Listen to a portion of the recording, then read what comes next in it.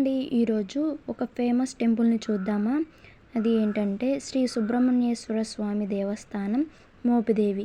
మోపిదేవి సుబ్రహ్మణ్యేశ్వర స్వామి ప్రాముఖ్యత తెలుసుకుందామా. సంతానం ప్రసాదించే మోపిదేవి స్వామి దేవాలయం.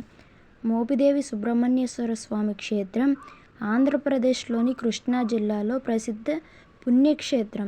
ఇక్కడ ప్రధాన దేవుడు శ్రీ సుబ్రహ్మణ్యేశ్వర స్వామి, మురుగన్ కార్తికేయ స్వామి అని కూడా పిలుస్తారు.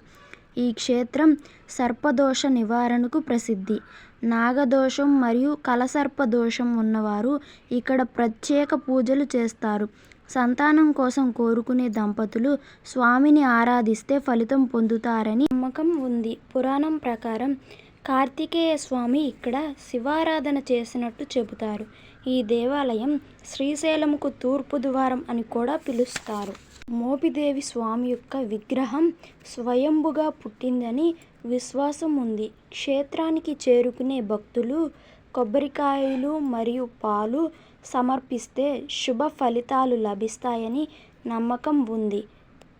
వివాహ సంబంధ సమస్యలు, శత్రు నివారణ, విద్యా వృద్ధి కోసం వేలాది మంది భక్తులు స్వామి ఆశీస్సులు పొందుతారు. టైమింగ్స్ కూడా చూసేద్దామా.